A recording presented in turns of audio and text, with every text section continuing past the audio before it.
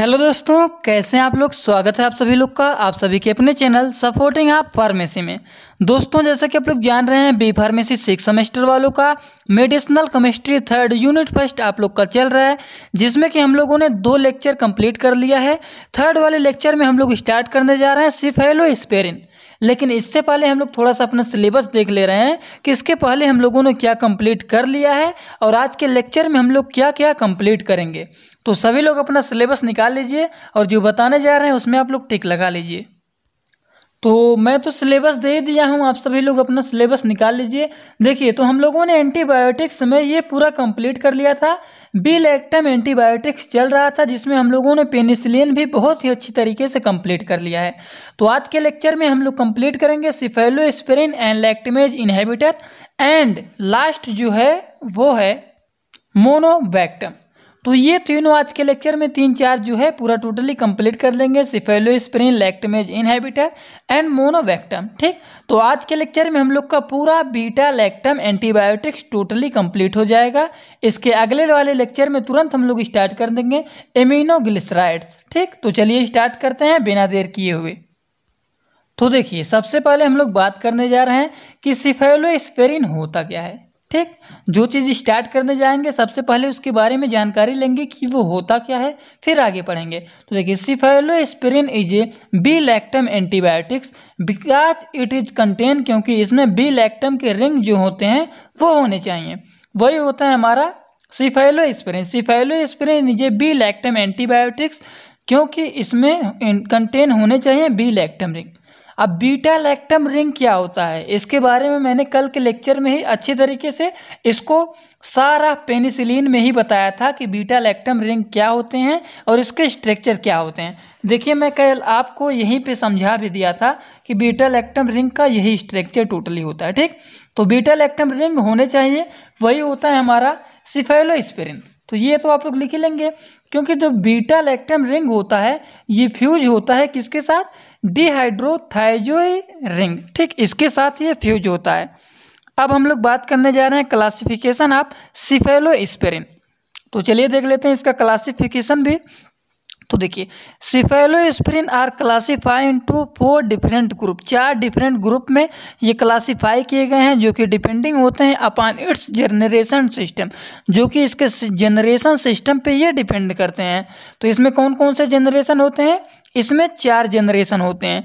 First generation cephalosporin, second generation cephalosporin, third generation cephalosporin and fourth generation cephalosporin. 4 generation होते हैं इसमें। अब चारों जनरेशन के बारे में एक एक करके हम लोग थोड़ा थोड़ा जानेंगे, बस इसमें ज़्यादा समझना है, बस आप लोग को किसी भी तरीके से इसको तैयार करना है। तो फर्स्ट जनरेशन सिफेलोस्पिरिन क्या होता है, फर्स्ट जनरेशन सिफेलोस्पिरिन जो होता है ये हाईली एक्टिव एंटागोनिस्ट होता है ग्राम पॉजिटिव बैक्टीरिया के लिए। ठीक, ग्राम पॉजिटिव बैक्टीरिया के लिए ये जो होते हैं हाईली एक्टिव क्या होते हैं, हाईली एक्टिव एंटागोनिस्ट होते हैं। और लोअर एक्टिविटी एंटागोनिस्ट जो होते हैं ये ग्राम नेगेटिव बैक्टीरिया के होते हैं। ठीक, यही पहले जनरेशन में होता है। तो इसमें ड्रग्स में लिखना है ड्रग्स R1, इसका स्ट्रक्चर आप लोग को यहाँ पे बना देना है। ड्रग्स का नाम आप लोग किसी भी तरीके से थोड़ा सा 1-2 बार पढ़ लेंगे तो आप लोग को तैयार हो जाएगा। सिफेलोथिन हो गया, सिफेलोस्पिरिन हो गया, उसके बाद सिफेलेक्सिन हो गया, उसके बाद सिफेलोरोडिन हो गया, उसके बाद सिफेलेट्रिल हो गया। तो आप लोग को ये जो ड्रग्स के नेम हैं थोड़े से आप लोग को वैसे लगेंगे, लेकिन जब 1 से 2 से 3 बार पढ़ेंगे अच्छी तरीके से लिख के तो आप लोग को तैयार हो जाएगा। ड्रग्स के नेम आप लोग को किसी भी तरीके से तैयार रखना चाहिए, जिससे एग्जामिनेशन में आए तो कुछ नहीं, स्ट्रक्चर अगर भूल रहा है तो ड्रग्स के नेम लिख देते हैं तो भी सही रहता है। ठीक, तो फर्स्ट जनरेशन में इतना हो गया, थोड़ा सा फर्स्ट जनरेशन में स्ट्रक्चर भी आप लोग को बना देना है। उसके बाद हम लोग बात करेंगे सेकंड जनरेशन की। तो चलिए देखते हैं ये स्ट्रक्चर फर्स्ट जनरेशन में आप लोग लास्ट में बना लेना। तो देखिए, सेकंड जनरेशन की बात करते हैं। अब सेकंड जनरेशन क्या होता है हमारा, सेकंड जनरेशन जो होते हैं ये मोर एक्टिव एंटागोनिस्ट होते हैं ग्राम नेगेटिव बैक्टीरिया के लिए। ठीक, ग्राम नेगेटिव जो बैक्टीरिया होते हैं ये अधिक क्या होते हैं, अधिकली एक्टिव होते हैं, मोर एक्टिव होते हैं, मोर एक्टिव एंटागोनिस्ट होते हैं gram negative bacteria then first generation cephalosporin. First generation की तुलना में ये जो होते हैं ग्राम नेगेटिव ये अधिक एक्टिव होते हैं, वही कह रहा है ये सेकेंड जनरेशन सिफेलोस्पिरिन में। And give the higher active against हेफेलोस्प्री इन्फ्लुएंजी, ठीक, ये हाईली एक्टिविटी होते हैं अगेंस्ट किसके, इसके। स्ट्रक्चर आप लोग बना लेना, उसके बाद ड्रग्स के नेम दिए गए हैं, ड्रग्स के नेम आप लोग आराम से लिख देना और ये स्ट्रक्चर 1 से 2 बार प्रैक्टिस करना। देखिए आप लोग के लिए इसीलिए इजी किया हूँ। देखिए ये बेंजीन रिंग टाइप का बना है और CHOH एंड CHNH2 लग गया है। बहुत ही आसान स्ट्रक्चर है, 1 से 2 बार आप लोग थोड़ा बहुत करेंगे प्रैक्टिस तो आप लोग का तैयार हो जाएगा, ठीक, ज़्यादा कुछ हार्ड नहीं है ये। अब हम लोग बात करने जा रहे हैं थर्ड जनरेशन की। थर्ड जनरेशन में आप लोग को स्ट्रक्चर ये बना लेना है। स्ट्रक्चर बनाने के बाद आप लोग को लिखना क्या है, इसमें लिखेंगे they have broad spectrum of antibacterial activity. ये जो होते हैं ब्रॉड स्पेक्ट्रम के एंटीबैक्टीरियल एक्टिविटी होते हैं इसमें, और बीइंग एक्टिव अगेंस्ट माइक्रोब हो गए resistance to the first and second generation cephalosporins, ठीक। This is called as third generation cephalosporin. तो थर्ड जनरेशन सिफेलोस्प्रिन हेडिंग डालने के बाद आप लोग इसके बारे में लिख देना है, फिर बनाना है स्ट्रक्चर, फिर इसके बारे में यहाँ पे थोड़ा सा ड्रग के नेम लिख देना है, फिर स्ट्रक्चर बना देना है। इसके बारे में क्या क्या है इसमें, सिफोक्सटेन हो गया, उसके बाद सेफिक्सोजोन हो गया, उसके बाद सेफिप्रोक्सजेन हो गया, सिफेक्सिन हो गया, उसके बाद देखिए ये हो गया हमारा different acid residue. Different acid residue के साथ क्या क्या होते हैं, इसमें होते हैं सेफिविट्रिल हो गए, उसके बाद सेफिपिरिमिडोल हो गया, सिफुलिडेन हो गया। इसका स्ट्रक्चर यहाँ पे बना हुआ है। स्ट्रक्चर 1 से 2 बार आप लोग प्रैक्टिस करेंगे तो आप लोग को स्ट्रक्चर तैयार हो जाएगा।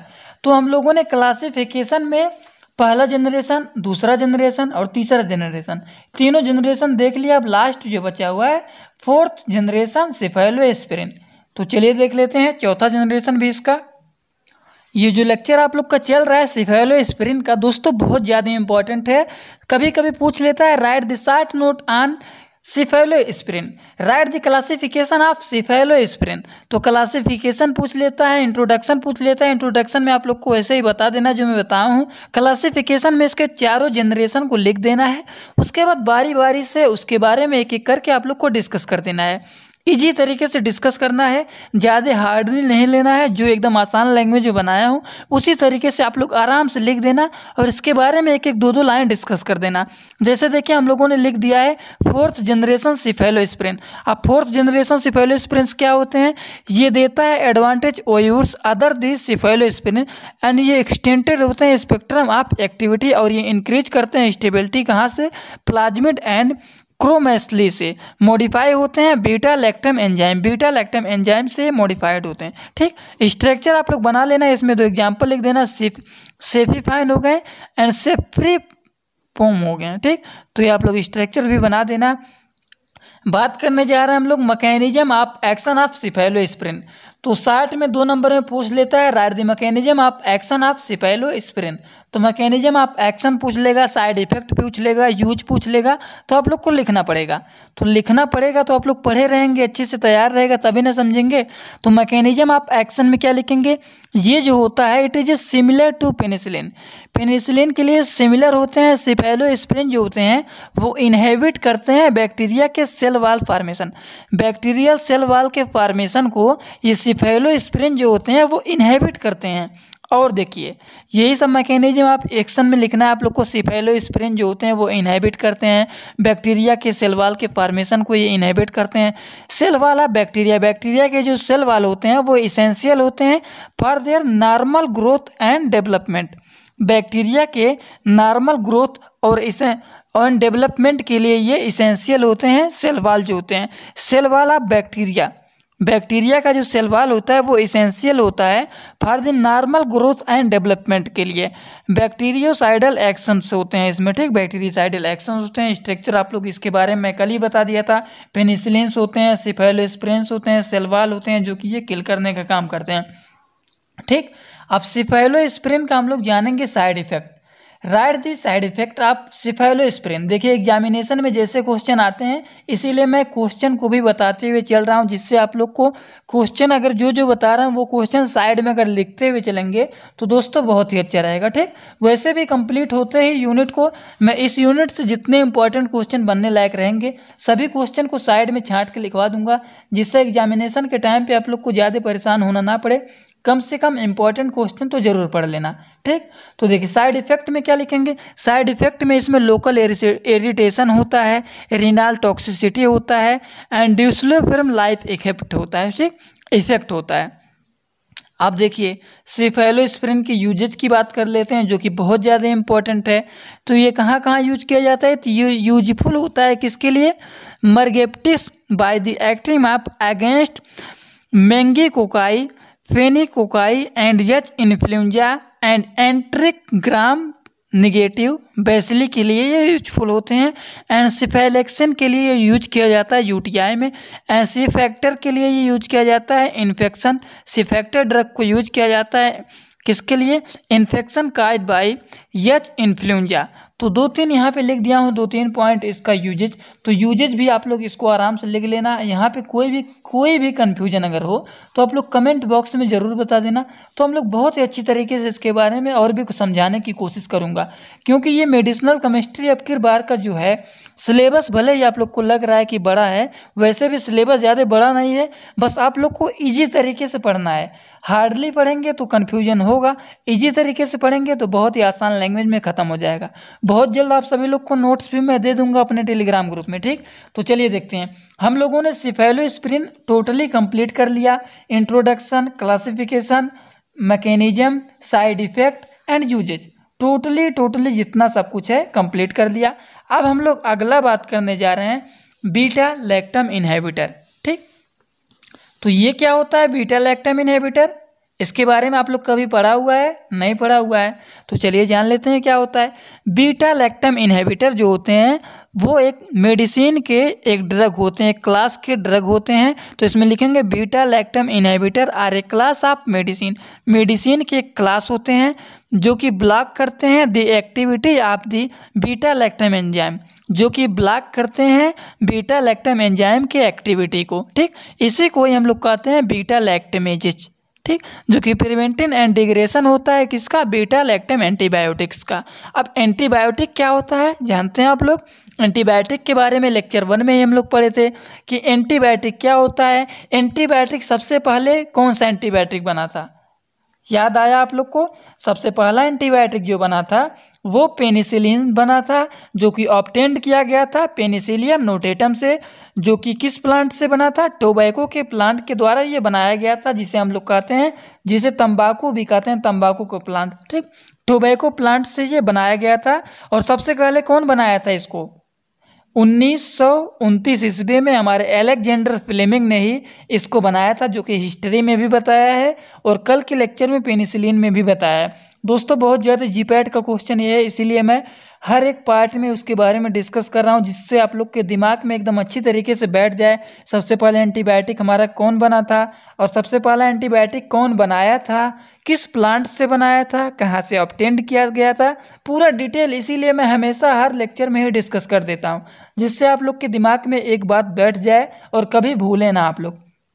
ठीक, तो आप लोग परेशान मत होइएगा कि एक ही बात को बार बार रिपीट करते हैं। बस आप लोग को दिमाग में बैठने के लिए ही एक बात बोलते हैं कि पेनिसिलिन क्या होता है, पेनिसिलिन सबसे पहले कब बना था, सबसे पहला एंटीबायोटिक कब बना था, 1929 ईस्वी में बना था। तो वही सब मेन चीज़ आप लोग जाने रहेंगे तो सही रहेगा। तो एग्जाम्पल इसका दे दिया हूँ मैं, देखिए साल्बुक्टम हो गया एंड ट्यूकोजोबैक्टम हो गया, ट्यूजोबैक्टम हो गया। तो स्ट्रक्चर इसका बना देना, इसके बारे में लिख देना है, क्या लिखना है, it is a broad spectrum. जो ये होता है ब्रॉड स्पेक्ट्रम होता है और resistant to the beta lactamase enzyme होता है, जिसका एग्जाम यूज क्या होता है, यूटीआई आरटीआई में यूज किया जाता है, 37 ग्राम नेगेटिव बैक्टीरियल इन्फेक्शन के लिए यूज किया जाता है ETC।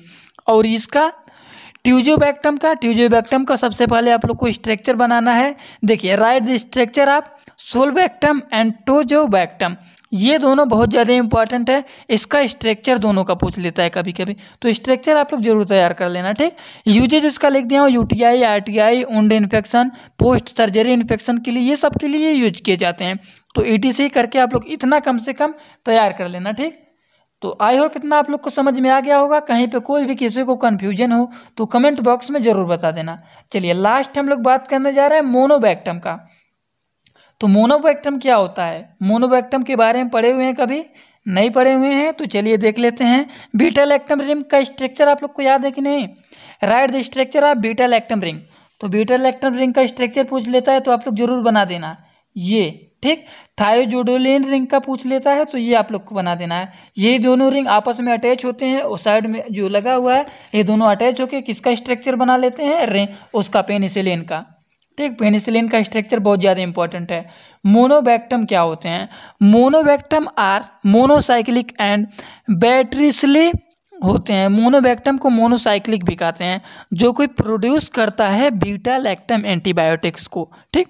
Monobactam are monocyclic compound, ये आप लोग समझिए। मोनोबैक्टम आर मोनोसाइक्लिक कंपाउंड जो कि प्रोड्यूस करता है बीटा लैक्टम एंटीबायोटिक्स को। And the beta lactam ring is not fuse. जो बीटा लैक्टम रिंग होता है वो फ्यूज नहीं होता है अनदर रिंग में। ये अनदर रिंग में फ्यूज नहीं होते हैं हमारे बीटा लैक्टम रिंग। तो जो से बीटा लैक्टम रिंग हमारे जैसे रहते हैं वैसे ही साइड में बन जाते हैं, लेकिन ये हमारे अनदर रिंग में फ्यूज नहीं होते हैं, ठीक। ये बातें आप लोग को जानने के लिए ज़रूरी है। पूछ लेता है बीटा लैक्टम रिंग क्या होते हैं? तो बीटा लैक्टम रिंग जो हमारे होते हैं कभी फ्यूज नहीं होते हैं अनदर रिंग से, ठीक। एंड मोनोबैक्टम क्या होता है? मोनोबैक्टम आर मोनोसाइक्लिक कंपाउंड जो कि प्रोड्यूस करते हैं बीटा लैक्टम एंटीबायोटिक्स को। आई होप आप लोग को समझ में आ गया होगा। इसमें 2 स्ट्रक्चर बना दिया हूँ, स्ट्रक्चर बहुत ज़्यादा इंपॉर्टेंट है। सल्फाजिसेन एंड टाइगेमोनम, ठीक। ये 2 स्ट्रक्चर बनाना है आप लोग को मोनोबैक्टम में। आई होप आप सभी लोग को समझ में आ गया होगा। इतने में किसी को कोई भी कन्फ्यूजन या फिर कहीं भी डाउट हो तो कमेंट बॉक्स में ज़रूर बता देना, जिससे आप लोग को मैं और भी इजी तरीके से बनाने की, समझाने की कोशिश करूँ।